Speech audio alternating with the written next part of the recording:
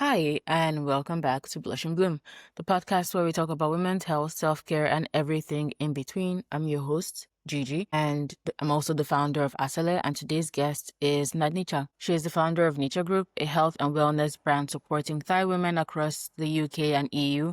Her work blends culturally tailored supplements, health education, and community building to close the healthcare gaps for minority ethnic women, especially Thai women living abroad.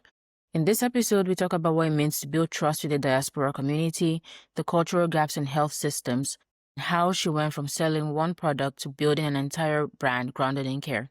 So let's get started. All right. Thank you so much, Natnicha, for being on the podcast. And for people meeting you for the first time, can you start by telling us who you are and what your company is about? Sure, it's my pleasure to be here. I'm Natnicha. I'm a London-based fintech entrepreneur who helps Thai women in the UK feel more heard, seen, and understood culturally, and have a better and healthier lifestyle. We are community-driven care. Awesome. Thank you so much for introducing yourself. So, what inspired you to launch your business and how has it evolved since then? So it came from my first-hand experience as a Thai diaspora who moved to the UK, and they couldn't find the health and wellness product, which I really liked when I was back home. And then during COVID, I left my job as a marketing manager, and I had an opportunity to be close to my community again. And I started noticing that there was other Thai women that looking for the same product as mine. So I start from one product, and then I expand my product lines from that. Okay, that's very interesting. Okay, let's go a bit deeper into that a bit more. So, how did your personal experiences with healthcare further shape what you're building? That's explain a bit further. Like how my personal experience. So it's more like I reflect on my experience in the healthcare system here, that I feel that as a Thai woman, I think we quite reserved. And when something happen, with our health, either it's physical, mental, we try to keep it to ourselves and try to solve it by ourselves. So I tend to not contact GP much, for one reason, that I don't feel confident communicating in a medical terms. And I think this is one of the barrier for many foreigners as well, that, I'm fluent in English, but there are many Thai female that they just move to the UK, and probably they're not really confident with speaking in English at all. So I think they try to not, go out there, seek for help, that they have to speak in different language. Yeah. So because of that experience, I also spoke to many of my customers in the community. They seem to agree with me. They tend not to go to seek for help, like the healthcare help, unless something is very crucial. So as a result, I think they suffer in silence with that.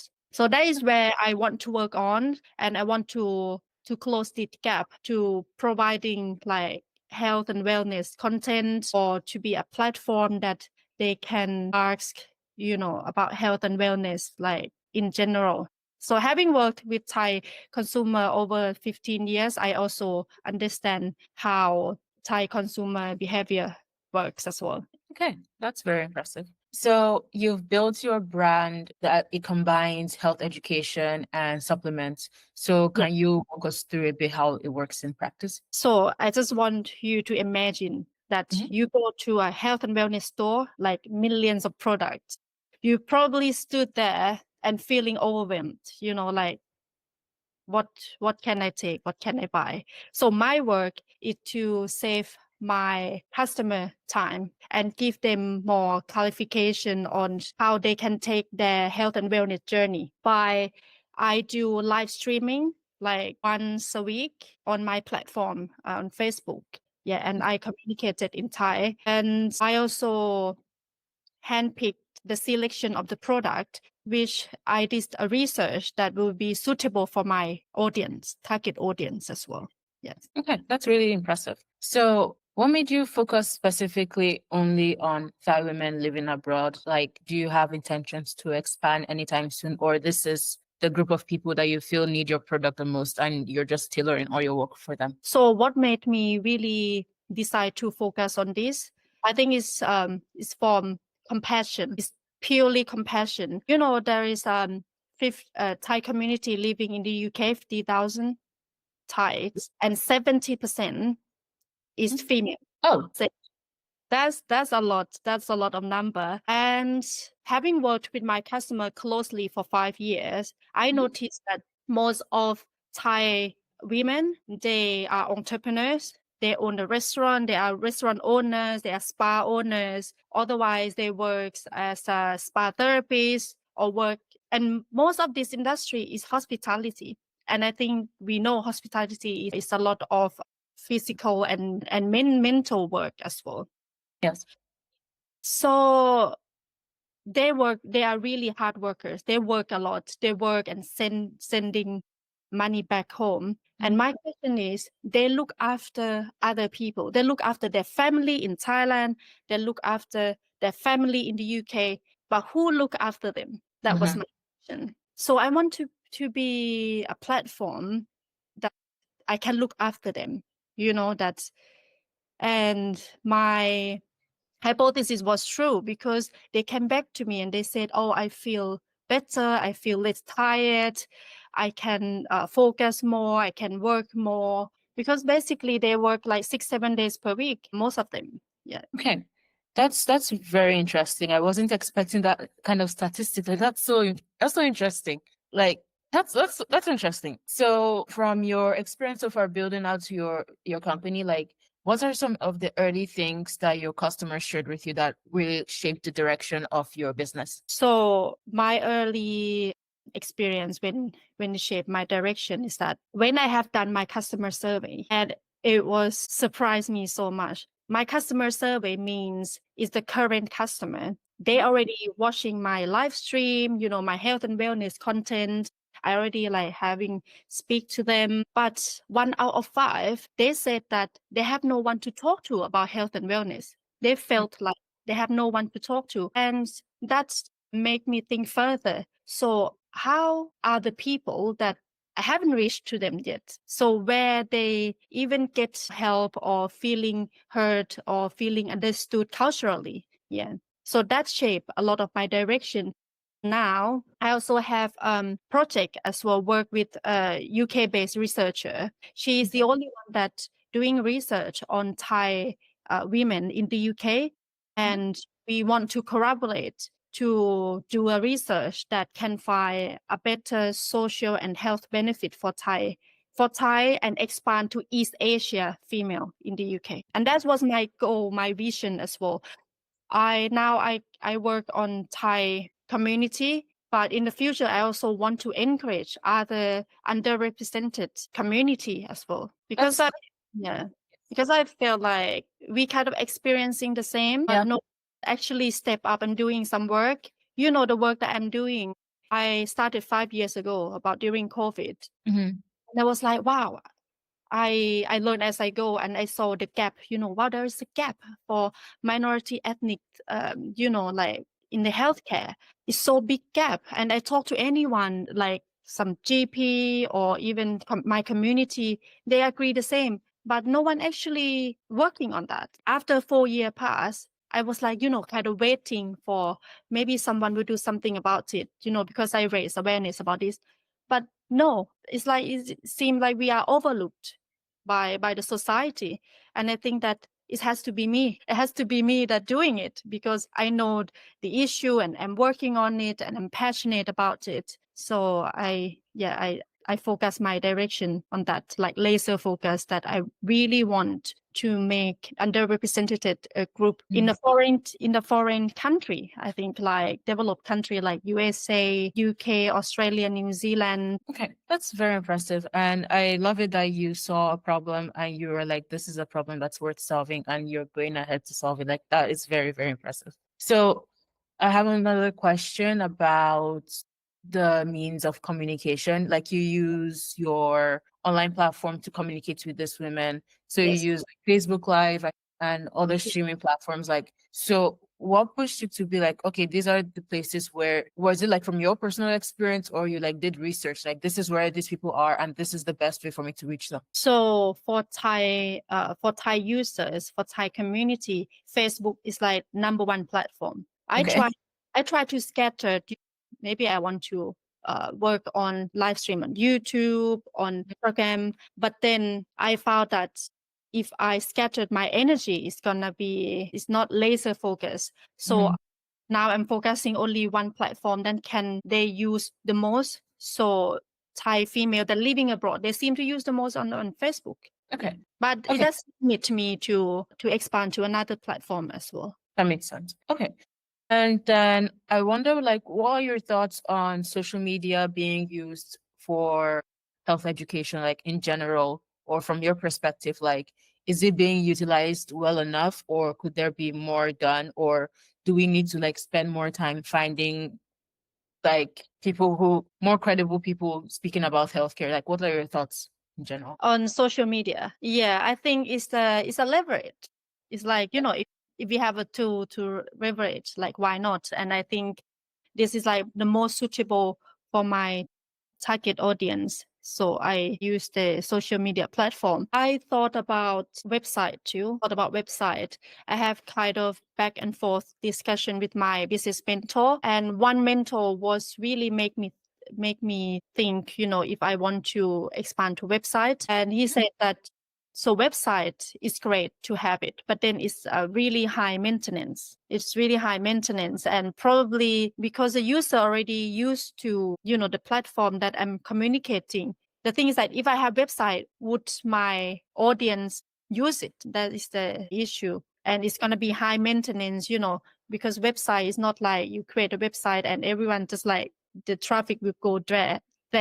You have to drive the traffic, which is a lot of resources, I think. Yeah, that makes sense. I was almost going to like counter it because I work in marketing, and then websites are like the main thing, the usual. I mean, you also have like a MBA in marketing, if I remember correctly. So Yes. you're about to be like, what do you mean no website? But then when you like explain it, and it makes sense that it's just best to go where the audience is instead of trying to corral them to the website when you can just like go to where they are. I think sometimes, you know, I don't know, as an entrepreneur or business, we try to complicate the things so much. I think we Yeah. sometimes have to go with our sense that just reach where people are and where people gonna be and comfortable in their own time. Because even if we creating something, you know, like incredible, but if no one use it, there is no point of it. That makes sense. Okay.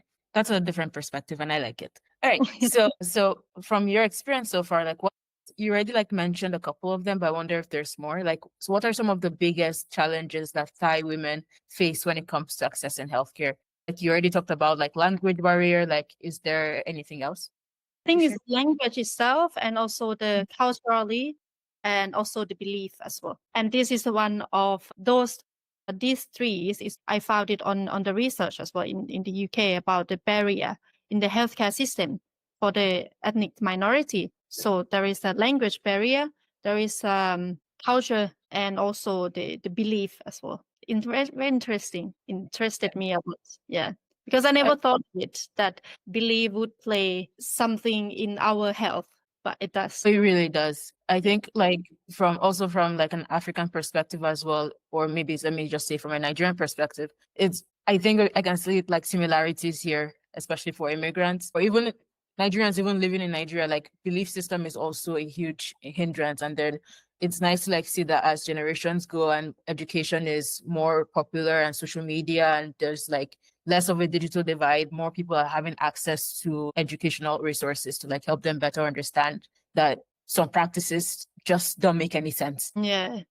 And it's very challenging to change the belief too. That's the thing. I don't know. Yeah. I don't know if the people should adapt to the system or the system should adapt to people, you know? It's like, yeah, because I think it's something very deep and belief and culture is related, you know? And that's probably diversity plays a role in Yes, of course. in the healthcare. Yeah.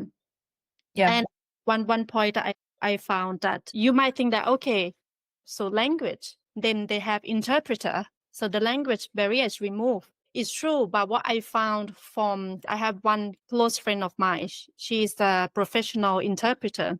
I think there is a limitation of that area. Yes, they speak the same language, but I think what people really need, like diaspora that living in the new country, is the trust. It's trust.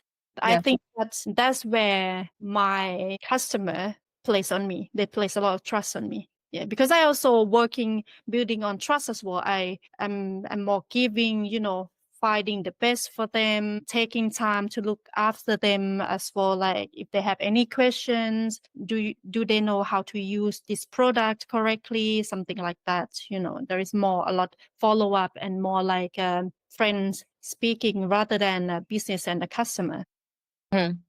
Yeah, I see. Like, this trust has come up like multiple times in this podcast. After speaking with like a few other femtech founders, like this usually comes up, like building trust with the users that you have and helping them understand like this is what this can help you and you're getting from the right resource. Yeah, that makes sense. It's nice to like see a pattern here. Because in the era of full of content, Information, yeah. everything keeps changing really rapidly, very fast. I think trust is something that we are seeking for as well. Yes, like a lot of things are changing. I think even in the health sector itself, like there are some things that like we're seen as normal, and then we do more research and then realize that okay, this is not normal anymore. This should be researched further. Like I think I find it very interesting when I speak to a couple of women, because I think I've been like the women's health space a little bit. And then when I say that like period cramps are normal, I recently learned this and they're like, what do you mean? And it's like, this is something that we've been like told to like say that this is normal, and then it's not. So like, I think a lot of things are changing, and it's nice that we have all these platforms that we can build trust with women and help them like learn this is what's changing. This is what's new. Here's how you can navigate the system. I think with especially female, we are looking for someone that understands us. That's why when someone understands us, we really trust them, because in a society, where the medical trial just included female 40 years ago, like is very less understanding of female, even anatomy or how we work, or the will to understand us. Yeah, that makes sense. Okay, all right. So, let's look into this a bit more. So, like from your experiences, sorry, I had a list there. Experiences with your community.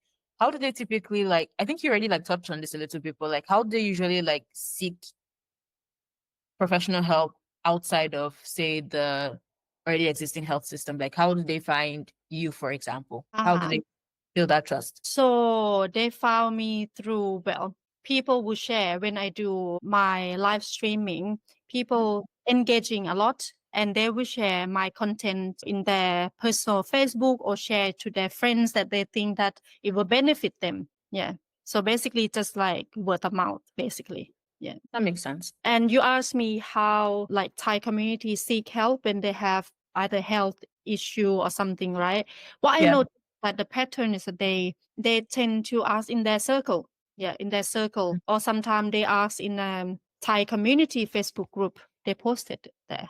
Yeah. Okay, that makes sense. So why do you think cultural understanding is missing in so many health conversations? Like, what are your thoughts on this? First, I think if you can acknowledge or understand, their belief or unspoken understanding, that then would dive deep in, then you can explain them. That's why I think the lack of the conversation, because it's lack of understanding of the culture. Like once I met a lady, she's a gynecologist. She works for NHS, and her background is that she's Indian. And it was very fascinating conversation about female health, because I asked her, do you see any gap in terms of belief in South Asian? And she said yes. For example, about birth control pills or about menopause, they try to not talk about menopause or about the weight gain or not having bleeding during taking the birth control pill, something like that. They see that, oh, is something wrong, so they tend not to use it.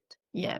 That makes sense. And this also like leads into the next question I was going to ask you, like what kind of issues usually comes up in the conversations that you're having the most in your community around health? Is hormones. Most is hormones and menopause. Yeah, it's the menopause issue. There's also maybe the age group of my target audience as well. Yeah. Yeah, that makes sense. And I think like until recently, like menopause wasn't talked about as much as say periods were given attention to. I mean, it's not a lot of work, but like things are changing for sure. Like I really like to see in conversations where like I think I've learned a lot more about menopause in like recent years than Mhm. previous years before when I was trying to like learn about health in general and women how women's bodies work. So it's great to see like more women are like asking questions and better trying to understand how these things work. So Yeah. this is great. And I think sometimes we don't even realize it, that is the issue, probably because we try to, suppress almost everything and work on ourselves, try to, I don't know, be strong or whatever. So when Yeah. the issue really comes, we don't really acknowledge it. That's why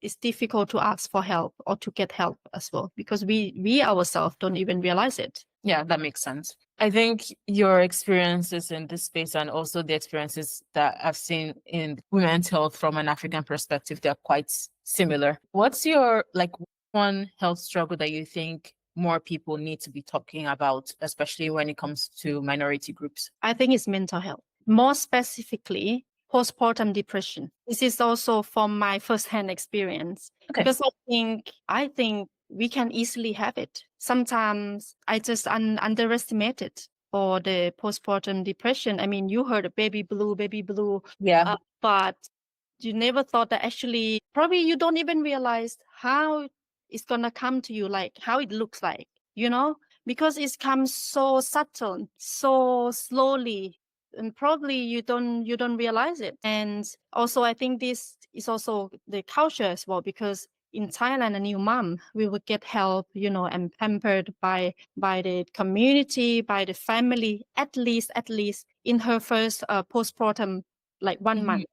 Yeah. Someone will cook for us, we will Yeah. rest, and something that is really healing and nourishing, for new mom. We get a Mhm. lot of help. But as we have to move to a foreign country, we have to leave. I think probably I can be sure that 80 or 90% they they live by themselves. So you can't really get help. It's very challenging to get help. Or sometimes you want to get help with a childcare. It's really expensive, something like that. So you ended up doing everything by yourself, this is probably the work of, the whole village. And Yeah.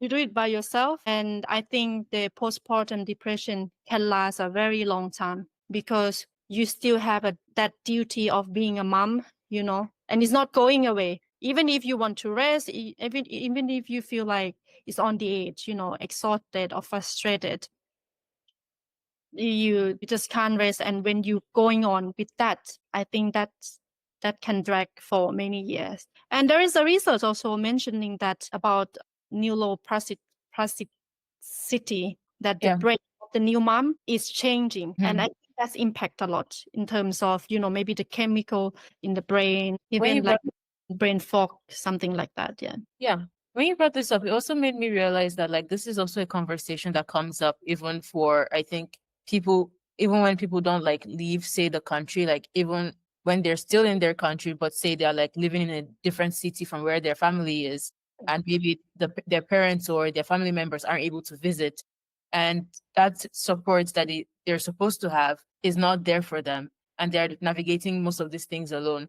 And I think it's not just for immigrants, it's probably for a lot of people in this modern time because it's like things are very different. Yeah, but with the diaspora or some immigrants that move, we also have to deal with the the different food, different weather, missing home, missing support. Yeah. On top of everything that not the usual new mom have to deal with. That's why I said that this topic, I think, is a bit underestimated and have to be looked after Yeah. a lot for the new mom, especially like immigrants.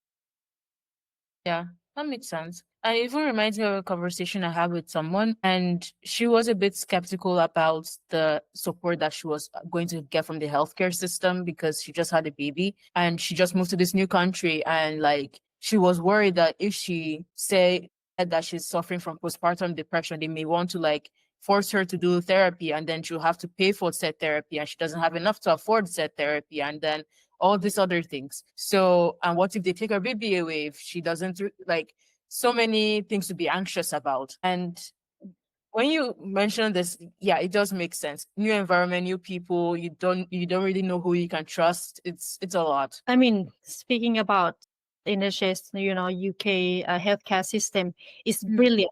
The thing is that when I was during my pregnancy, it was brilliant. It was great. After that, so I kind of developed, some attachment with my midwife. And I wish, because I got along with her really well, I wish that she was with me even after. But I asked her as well, but she said that my duty is in here when you go to giving birth. After that, it will be health visitor, and probably the health visitor that I have experienced, maybe not what I was expecting, because I felt like there is lack of some understanding of, I don't know, culture or something. Maybe she did her duty and then that's it. But for new mom, I think we need extra.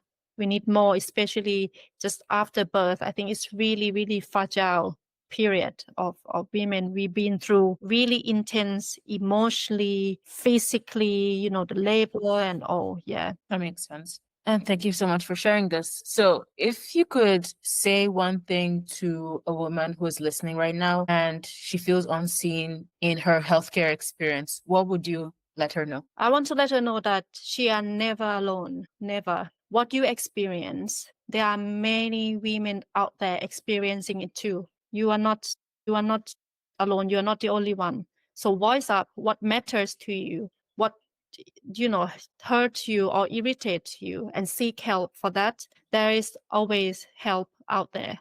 There is always a help.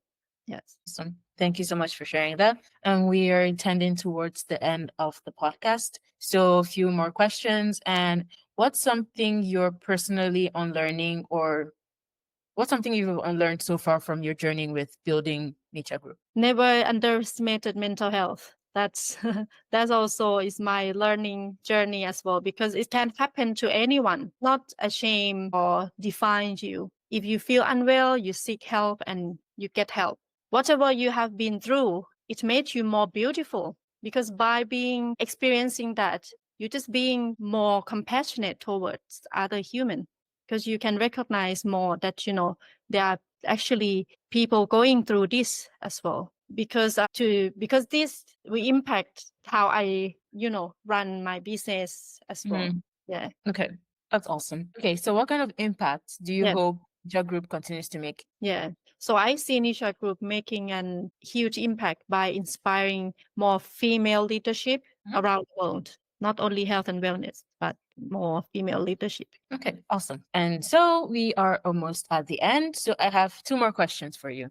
So I want to introduce this new question for the rest of the guests. So we'll see if I remember it for every single guest. But what's something that you would tell 15-year-old you? I would tell 15 years old me, I would tell that whatever you experiencing right now is shaping you to something very unique. And lesson is a gift itself, leading to some treasure that you're going to find in the future. That's very sweet. Be positive, be strong, and just keep going. All right. Awesome. Thank you so much for sharing. And then your final question. So for somebody who wants to like learn more about you and what you do, where can they find you? Yeah, you can follow me on Instagram. It's called @Nicha Group, or you can find me on Facebook. Facebook, well, it's gonna be in Thai, but Or you can follow me on LinkedIn as well. Just search Nicha Group. Yes. NICHAGROUP. Awesome. Thank you so much. And thank you for being on the podcast. It's been great learning more about you. Yeah. And That okay, that's it for today's episode with Natnicha. I hope you enjoyed the episode. If you'd like to learn more about her work, check out Nicha Group online or follow her on LinkedIn to see what she's up to next. I'll leave the links in the show notes and the podcast description. And if this episode spoke to you, share it with someone, especially someone living far from home, who might need a reminder that they are not alone. If you enjoyed this episode, you can follow Blush and Bloom on Instagram at asale.tech. Check out the show notes at www.asale.tech and explore the Asale app at www.asale.health for more stories and support and smart self-care. Until next time, take care of yourself and I'll see you in the next episode. Bye.